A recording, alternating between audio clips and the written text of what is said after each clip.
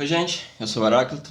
Hoje vou gravar um vídeo assim bem rápido só para abordar um problema que não é nem um problema, é uma treta atual que eu acho que é interessante, né?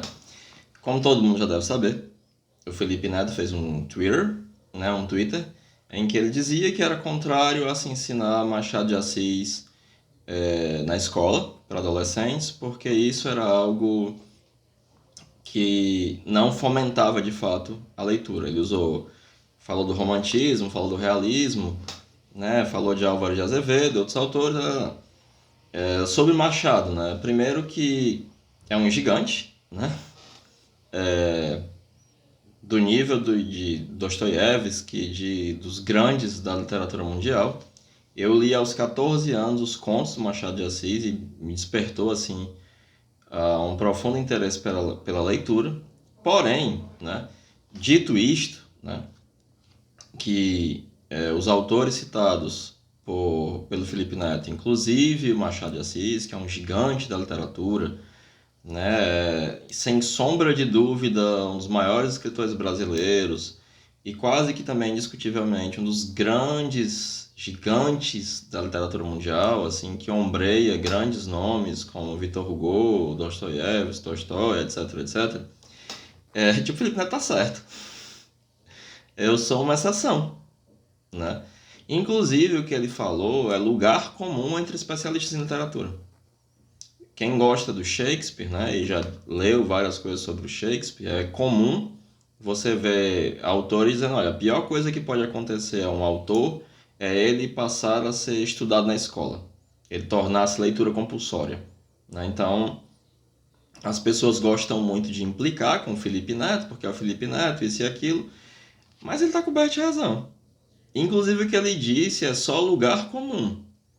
É lugar comum entre especialistas dessa área de leitura, literatura, etc., de que a leitura compulsória de determinados autores é péssima para esses autores, né? É a pior coisa que pode acontecer a um autor, é ele se tornar leitura compulsória no segundo grau, e isso não incentiva a leitura. Eu vou contar duas anedotas, né? Obviamente elas têm um valor puramente anedótico, mas elas exemplificam isso, né? Quando eu estava no segundo grau, em um colégio de elite aqui em Fortaleza, mais ou menos no primeiro ano, ou oitava série, alguma coisa assim, passaram pra gente ler um livro do Arthur Conan Doyle, né, O Signo dos Quatro. E um amigo me pediu, cara, tu faz o trabalho pra mim? E eu disse, não faço não, faz aí. Não, cara, faz e tal, não sei o quê. Na época meu apelido era Chá de Bro, porque eu sou muito branquinho. Não, Chá, faz aí, não sei o quê. Eu disse, não, cara, eu vou fazer não. E aí depois um outro menino veio me pedir que eu fizesse o trabalho pra ele. E esse primeiro disse assim, não, cara, lê aí, é massa o livro. É massa, o melhor livro que eu já li e tal. Tô fazendo aqui o trabalho, tô adorando. Né? Porque um livro feito para ser lido de maneira rápida, interessante e tal. E quando eu estava no terceiro ano, a minha turma reunia todos os melhores alunos do colégio. Assim, era uma turma em que eles esperavam que saísse todos os primeiros lugares do vestibular e tal, e tal, e tal. Eles faziam isso, né? Nessa escola que eu estudei. E por essa época passou-se Saramago, né? O Memorial do Convento. E o Memorial do Convento é um livro muito difícil de ler. Tem uma questão estilística, que ele não usa vírgula, faz parágrafos enormes, não sei o que, não sei o que, não sei o que. E ele é um livro dificílimo de ler. E eu estava lendo o Memorial do Convento e é engraçado porque tinha uma ou duas cópias lá na biblioteca. E aí ficava passando, né, de um para o outro. E as pessoas de fato liam, de fato estudavam, né? E aí umas meninas estavam esperando que eu terminasse de ler. E quando elas pegaram, tipo uma semana depois, eles disseram, que esse livro é sobre o quê? O que esse cara tá falando? Eu não consegui nem terminar, não entendo o que significa, né? De fato é um livro muito difícil. Assim como uma outra época, tem um autor cearense genial, que era até muito amigo de uns conhecidos meus, faleceu atropelado por uma moto e tal, que era Os Verdes Arbutres da Colina, que também é um livro dificílimo, né? Com um simbolismo muito complicado e tal, e que não incentiva ninguém a ler, apesar de ser um livro maravilhoso, fantástico, né? Então, isso que o Felipe Neto falou é só lugar comum. Inclusive, há toda a coisa de se compreender que a J.K. Rowling criou uma geração de leitores. Porque o Harry Potter era uma leitura que foi... Primeiro teve uma grande sacada. O nível de dificuldade, o tamanho dos livros foi acompanhando a idade dos leitores. Então os leitores começavam com um livro fininho, muito simples, com uma plot muito tranquila, com 11 anos. Depois liam outro com 12, com 13. Aí iam acompanhando a idade do Harry. E ia aumentando o nível de dificuldade, né? Então, é evidente que Shakespeare é um gigante. E que ali você encontra